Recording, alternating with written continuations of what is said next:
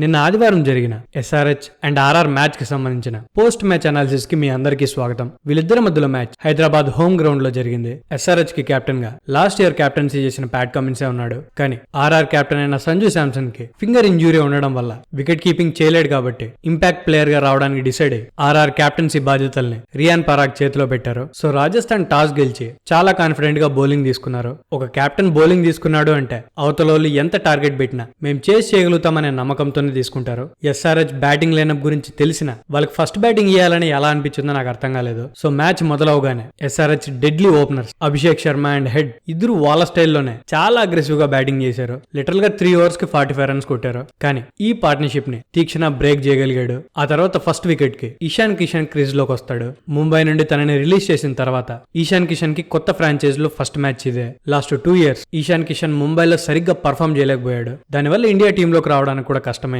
అందరూ ఇషాన్ కిషన్ పని అయిపోయింది అనుకున్నారు. కానీ నిన్న తన ఆడిన ఇన్నింగ్స్ తన పని అయిపోయింది అనుకున్న వాళ్ళందరికీ ఒక సమాధానం. SRH batting lineup last year చాలా డిస్ట్రక్టివ్ గా ఉంది, చాలా పవర్ఫుల్ లైనప్ కూడా. అలాంటిది ఇషాన్ కిషన్ లాంటి ప్లేయర్ ఎస్ఆర్హెచ్ బ్యాటింగ్ లైనప్ కి యాడ్ అవడం వల్ల ఇంకా destructive and at the same time చాలా కంట్రోల్డ్ గా మారింది. కంట్రోల్డ్ గా ఎందుకన్నానంటే ఎస్ఆర్హెచ్ బ్యాటింగ్ లైనప్ లో ఉన్న వాళ్ళందరూ దిబిడే అని చాలా అగ్రెసివ్ గా ఆడతారు. కానీ ఈ అగ్రెసివ్నెస్ ప్రతిసారి పనిచేయదు. ఆపోజిట్ టీమ్ లో ఒక బౌలర్ మంచిగా పర్ఫామ్ చేసినా లేదా మంచి స్ట్రాటజీతో దిగిన ఎస్ఆర్హెచ్ పెద్ద స్కోర్లు చేయలేదు. సో ఈ ప్రాబ్లం ని అధిగమించడానికే ఎస్ఆర్హెచ్ టీం ఇషాన్ కిషన్ ని సెలెక్ట్ చేసింది. ఇషాన్ కిషన్ డిస్ట్రక్టివ్ ప్లేయర్ మాత్రమే కాదు, తను చాలా స్మార్ట్ ఇన్నింగ్స్ కూడా ఆడగలుగుతాడు. వికెట్లు పడితే రొటేట్ చేసి ప్రెజర్ ని సక్కిన్ చేసుకోగలుగుతాడు. అండ్ హిట్టింగ్ పవర్ గురించి మనం చెప్పాల్సిన పని లేదు. ఇషాన్ కిషన్ లో ఉన్న ఈ control destructive power SRH team ని ఇంకా భయంకరంగా మార్చేసింది. అందుకే ఒక వికెట్ పడిన తర్వాత కూడా ఎటువంటి ప్రెజర్ లేకుండా తక్కువ బాల్స్ కే 85 runs పార్ట్నర్షిప్ చేయగలిగారు. లిటరల్ గా హెడ్ బ్యాటింగ్ చూస్తే తనకి ఇండియా పిచ్లు హోమ్ పిచ్లు అయిపోయాయేమో అనిపిస్తుంది.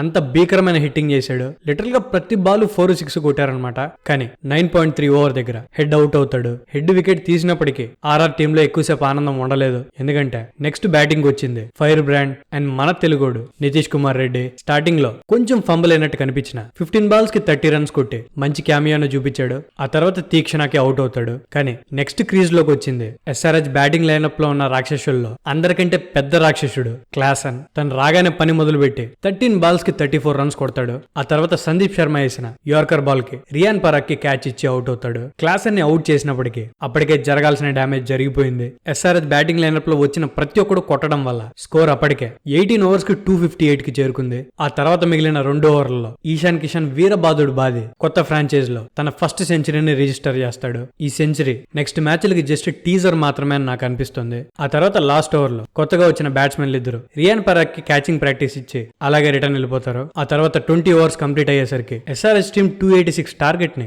ఆర్ఆర్ టీం ముందు పెట్టింది. Already last year SRH IPL లో హైయెస్ట్ స్కోర్ 287 ని రిజిస్టర్ చేస్తే ఈ ఐపీఎల్ లో వెరీ ఫస్ట్ మ్యాచ్ జస్ట్ ఒక్క రన్ తో ఆ రికార్డ్ ని బీట్ చేయలేకపోయింది. వీళ్ళు ఇలాగే కంటిన్యూ చేస్తే 300 కొట్టినా ఆశ్చర్యపోవాల్సిన అవసరం లేదు. సో ఎంతసేపు ఎస్ఆర్హెచ్ బ్యాటింగ్ గురించే మాట్లాడాం కాబట్టి ఆర్ఆర్ఆర్ బౌలింగ్ అండ్ క్యాప్టెన్స్ గురించి మాట్లాడదాం. ఎస్ఆర్హెచ్ స్ట్రాంగ్ బ్యాటింగ్ లైనప్ ఉంది అని తెలిసిన వాళ్ళకి ఫస్ట్ బ్యాటింగ్ ఇచ్చి ఫస్ట్ తప్పు చేశారు. ఆ తర్వాత ఎస్ఆర్హెచ్ 286 కొట్టడానికి main reason miss fields and fielding లో కమిట్మెంట్ లేకపోవడం. లిటరల్ గా కొంచెం ముందు పరిగెడితే పట్టేసే క్యాచ్లు కూడా వదిలేశారు. ఆర్ఆర్ ఫీల్డింగ్ డిపార్ట్మెంట్ లో చాలా వీక్ గా ఉండడం వల్ల ఎస్ఆర్హెచ్ కి అంత పెద్ద స్కోర్ పాసిబుల్ అయింది. ఫీల్డర్స్ బౌలర్స్ కి సపోర్ట్ చేయట్లేదంటే ఎంత స్ట్రాంగ్ బౌలింగ్ యూనిట్ ఉన్నా పనికిరాదు. అండ్ ఫైనల్ గా రియాన్ పరాగ్ కెప్టెన్ గా సక్సెస్ఫుల్ కాలేకపోయాడు. తన ఫీల్డ్ ప్లేస్మెంట్స్ చాలా బేసిక్ గా ఉన్నాయి. వికెట్స్ తీయడానికి చాలా స్ట్రాటజీస్ ట్రై చేశారు కానీ సరైన ఫీల్డింగ్ ప్లేస్మెంట్ పెట్టకపోవడం వల్ల బౌలర్స్ కాన్ఫిడెంట్ గా బౌలింగ్ చేయలేకపోయారు. సంజు శాంసన్ లేని కొరత టీమ్ లో బాగా కనిపించింది. సో 286 భారీ టార్గెట్ తో ఆర్ఆర్ బ్యాటింగ్ లోకి దిగారు. అండ్ ఆర్ఆర్ కి ఓపెనర్స్ గా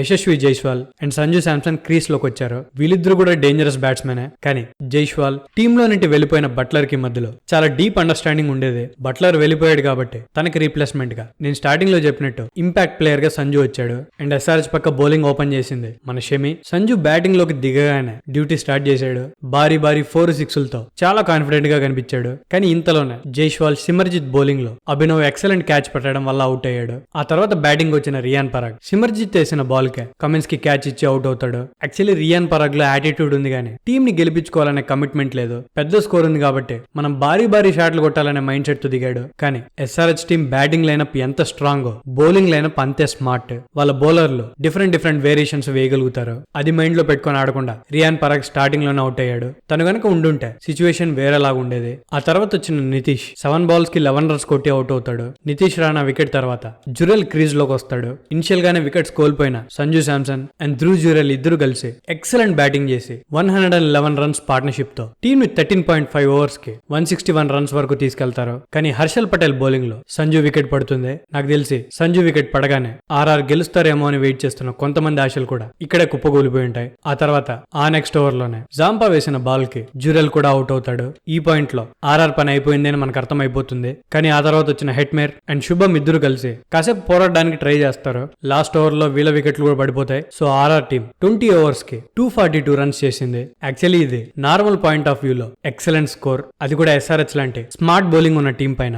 మేబీ ఇనిషియల్ గా వికెట్స్ పడకపోతే మ్యాచ్ కూడా గెలవడానికి ఛాన్స్ ఉండేదేమో, మనం చెప్పలేం. సో రాజస్థాన్ రాయల్స్ ను కూడా తక్కువ అంచనా వేయడానికి వీల్లేదు. 286 అనే స్కోర్ చూడగానే ఆల్రెడీ ఆపోజిట్ టీం మనం చేసి చేయలేమని సగం చచ్చిపోయి ఉంటుంది. కానీ ఆర్ఆర్ టీం చూపించిన కమిట్మెంట్ ని మనం ఖచ్చితంగా అప్రిషియేట్ చేయాలి. అండ్ ఫైనల్ గా ఎస్ఆర్హెచ్ టీమ్ లో ఉన్నది మాత్రం నార్మల్ మనుషులు కాదు, అందరూ రాక్షసులే. వీళ్ళని 200 స్కోర్ కొట్టకుండా ఆపడానికి ఛాన్సే లేదు. లిటరల్ గా ప్రతి మ్యాచ్ కొట్టగలుగుతారు. ఒకవేళ 200 కొట్టకుండా ఆపాలి అంటే బౌలింగ్ డిపార్ట్మెంట్, ఫీల్డింగ్ డిపార్ట్మెంట్, ముఖ్యంగా కెప్టెన్సీ అండ్ భారీ భారీ స్ట్రాటజీలు కావాలి. సో చూద్దాం ఎస్ఆర్హెచ్ స్ట్రాంగ్ బౌలింగ్ యూనిట్ ఉన్న టీమ్స్ మీద ఎలా పర్ఫామ్ చేస్తుందో. అండ్ ముఖ్యంగా ప్రతి ఒక్క టీం ఎస్ఆర్హెచ్ ని చూసి భయపడక తప్పదు. సో థ్యాంక్ యూ లాస్ట్ వరకు చూసినందుకు. అండ్ నా అనాలిసిస్ మీకు నచ్చితే బ్యాటింగ్ బాబాయ్ ని సబ్స్క్రైబ్ చేసుకోండి అండ్ మీ ఫ్రెండ్స్ కి కూడా సజెస్ట్ చేయండి. Thank you.